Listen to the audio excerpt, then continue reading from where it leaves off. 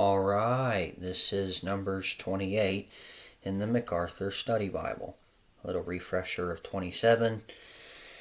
Basically, 27, these daughters of a guy named Zelophehad came to Moses and Eleazar and asked if they could get their father's inheritance. They can have like his name and, of course, land eventually, since he had no sons. And Moses went to the Lord, and the Lord said yes. And then there were some laws that were established. Basically, when it came to inheritance rights, if there's no sons, then pass it on to the daughters. No daughter, then go to the brothers. Then no brothers, then father's brothers. No brothers there, closest relative. And then God reminds Moses that he's not going to get to go into the promised land because of him not honoring the Lord in Numbers 20 when he struck the rock. And so Moses ends up appointing Joshua to be the next leader of Israel, to lead the new generation of Israelites into the promised land. And there you go. And then 28 and also 29, these two chapters are going to talk about some of the various offerings at different feasts that the Israelites would celebrate. Alright, so the first 8 verses deal with the daily offerings. Now the Lord spoke to Moses, saying, Command the children of Israel, and say to them, My offering, my food for my offerings made by fire as a sweet aroma to me, you shall be careful to offer to me at their appointed time. And you shall say to them, This is the offering made by fire, which you shall offer to the Lord, 2 male lambs in their first year without blemish, day by day, as a regular burnt offering. The one lamb you shall offer in the morning, and the other you shall offer in the evening. And 1/10 of an ephah of fine flour as a grain offering, mixed with 1/4 of a hin of pressed oil.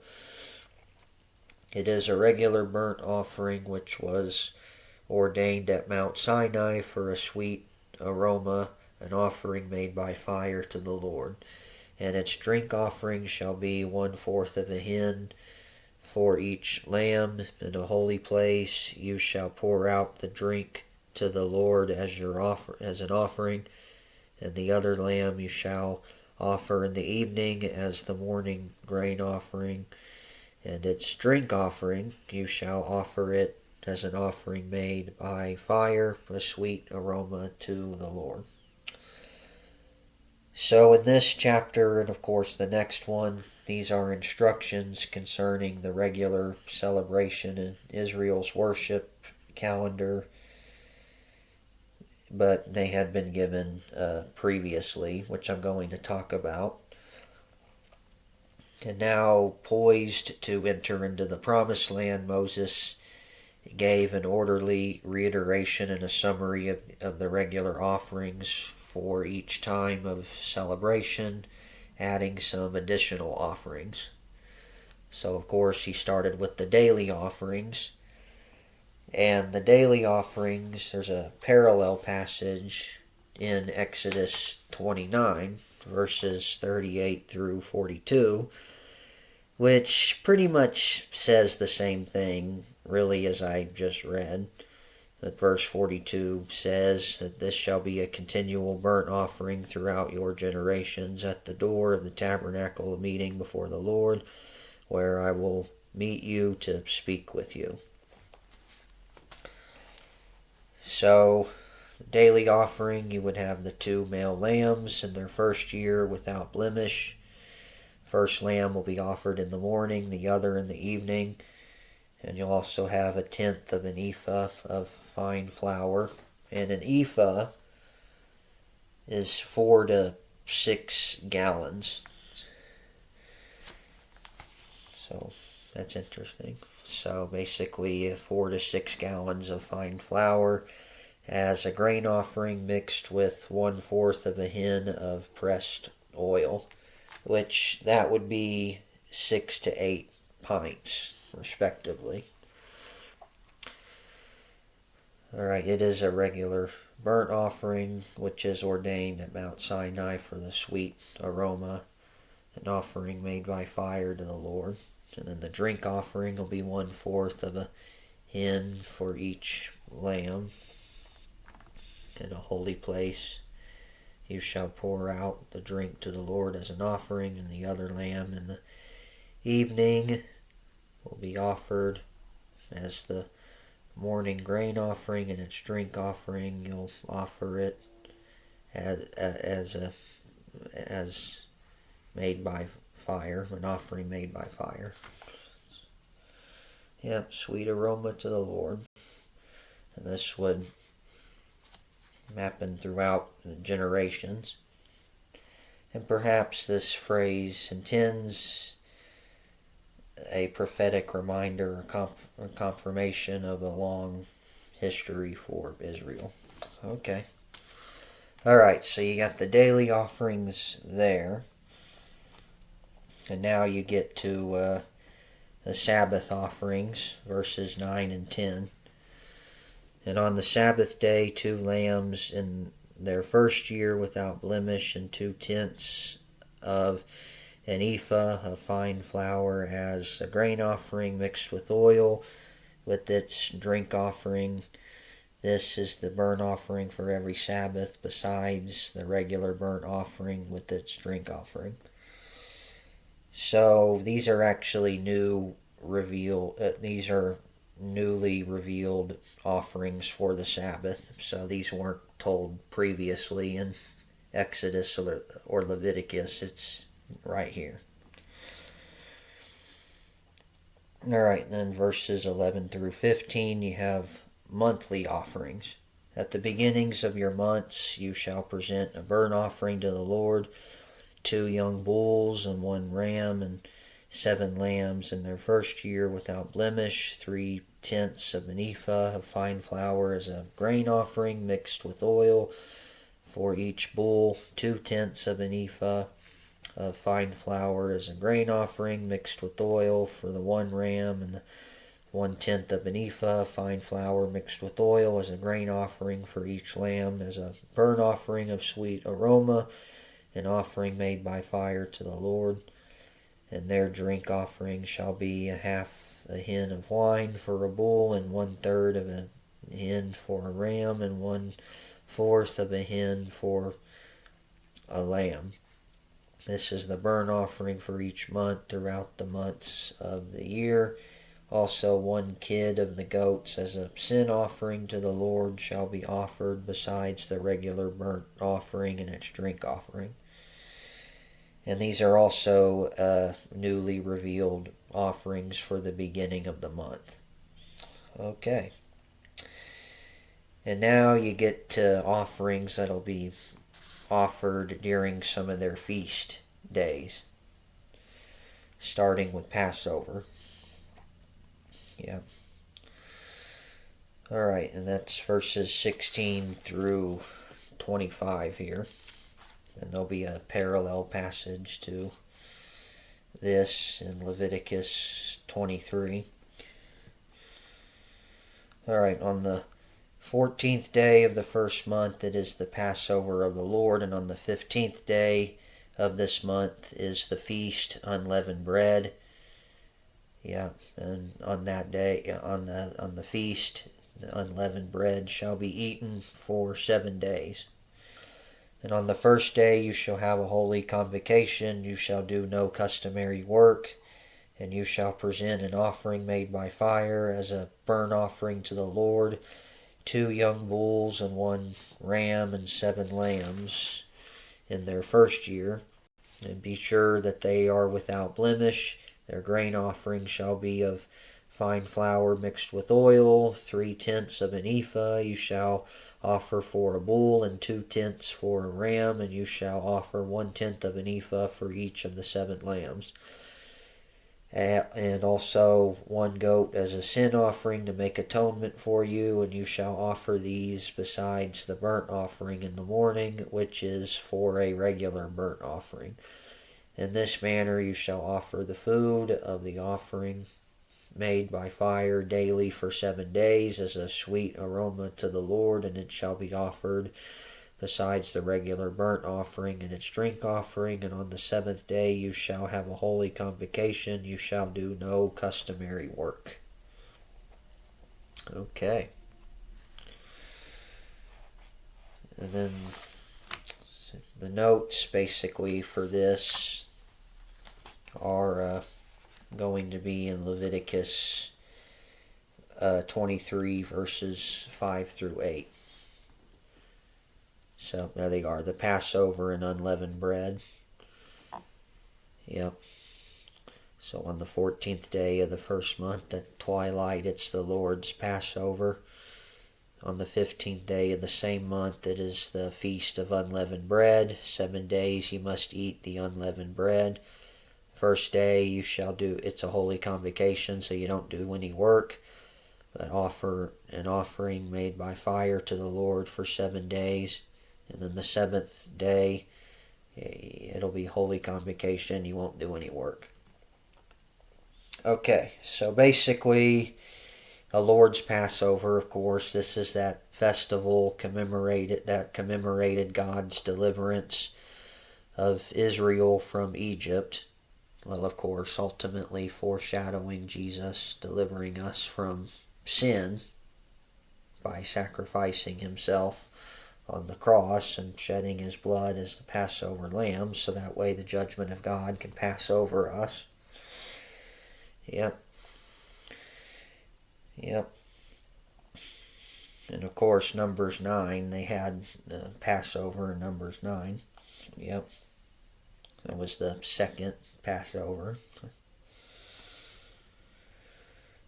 Alright, but anyway, also, of course, you had that feast following Passover sacrifice.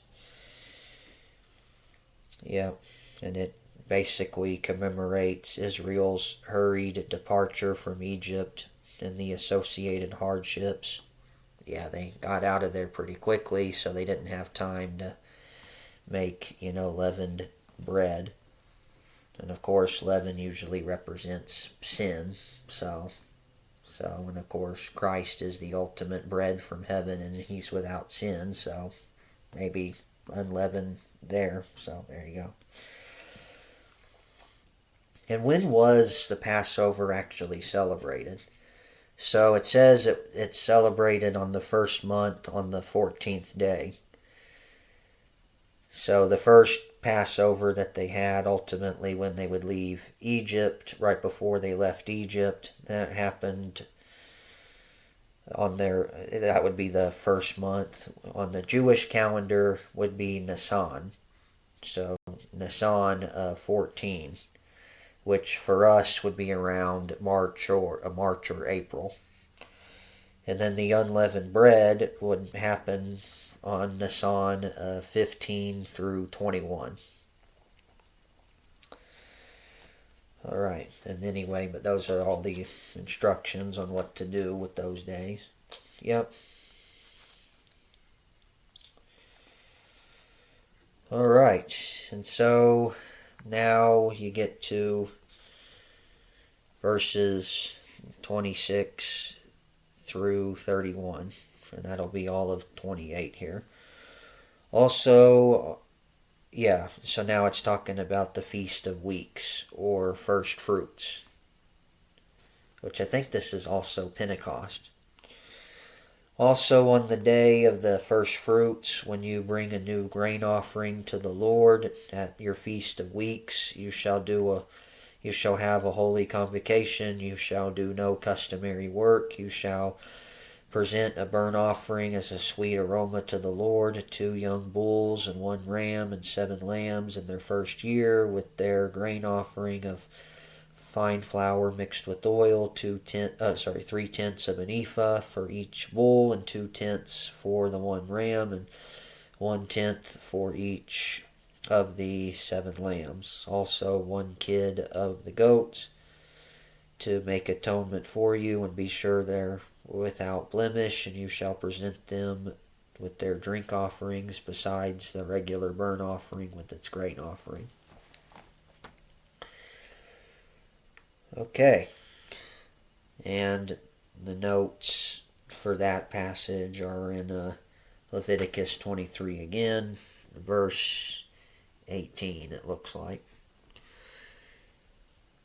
Yep, you shall offer with the bread 7 lambs of the first year without blemish, and 1 young bull, and 2 rams, and they shall be a burnt offering to the Lord with their grain offering and drink offerings, an offering made by fire for sweet aroma to the Lord. Yep. And when did you have the Feast of Weeks? So this would be first fruits, and then you would have the Feast of Weeks there. And I'll go ahead and read the rest of the Leviticus 23 passage. It may shed a little bit more light here. And I'll probably look at a few of these notes.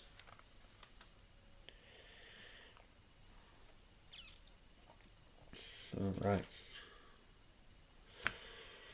So, and you shall count for yourselves the day after the Sabbath, from the day that you brought the sheaf of the wave offering. 7 Sabbaths shall be completed. Count 50 days to the day after the 7th Sabbath, and then you shall offer a new grain offering to the Lord, and you shall bring from your dwellings 2 wave loaves of 2/10 of an ephah, and then there shall be they shall be of fine flour, and they shall be baked with leaven. They are the first fruits to the Lord.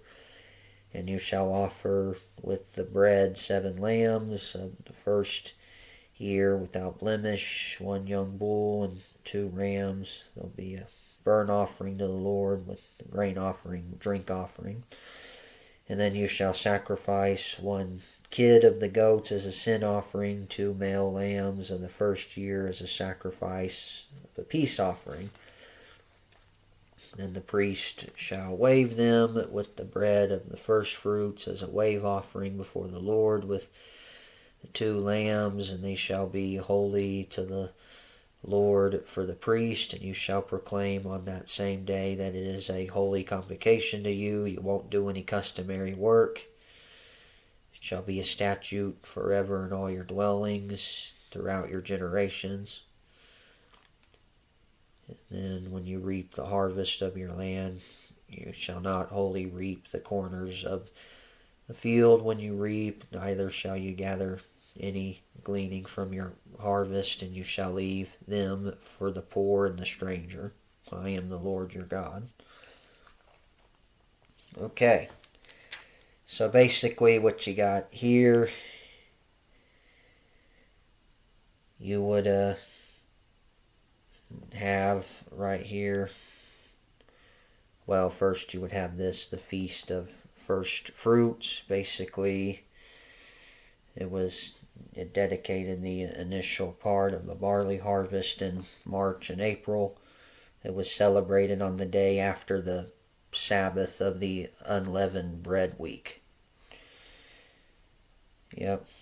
And then the Feast of First Fruits, basically, it involved presenting to the Lord a sheaf of barley, and then having the burnt and grain offering, drink offerings. And the first fruits symbolized the consecration of the whole harvest to God, and it was a pledge of the whole harvest to come. Yep. And of course, Christ is the first fruit ultimately, the firstborn of the dead, and then he raised from the dead, and we will raise also. Yep. And then you would have the Feast of Weeks 50 days later. The 7 Sabbaths. So, of course, 7 weeks, and then the Sabbath the seventh day, so 49. So yeah, so anyway, 50 days, the Feast of Weeks, May, June, dedicated the first fruits of the wheat harvest. Yeah, 50th day after the Sabbath, preceding the Feast of First Fruits.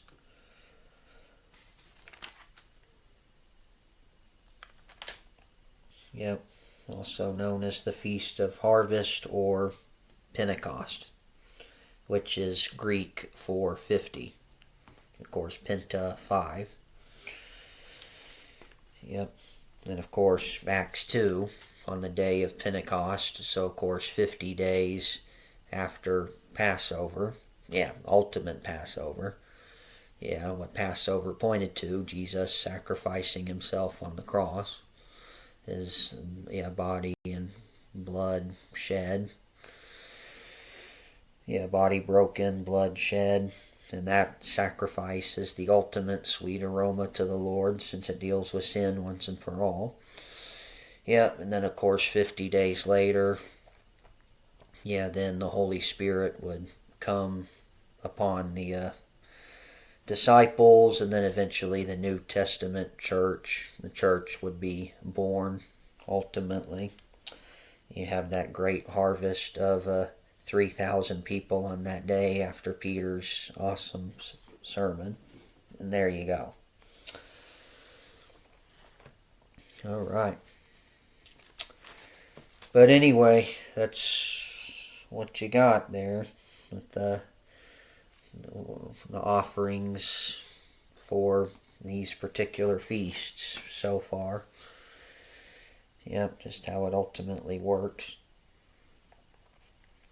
So when exactly, like time, like month and day, do you celebrate first fruits, and then of course Pentecost or weeks? Yeah. So I mean, when do you have those? So first fruits would basically happen on Nishan 16 or Shevan 6. Yeah, May, June. Yeah, the May, June or whatever. Yep. And then, of course, and then Pentecost, Shavon 6. Yeah, May, June, so that would be the month there. All right. So Passover, March, April, of course unleavened bread, March, April, and then first fruits, March, April, or May, June, and then Pentecost, May, June. All right. Well, that's pretty much it. And Numbers 29 is just going to continue on with talking about more of those feasts and the different offerings. And of course, Leviticus 23 is going to be the parallel passage also for Numbers 29. Yeah, so I'll probably refer to that again. All right, but Lord willing, I'll see what Prager's got to say about 28 next time. But until then, may God bless you in the grace and mercy won by Jesus, the love of God, and the fellowship of the Holy Spirit be with you all.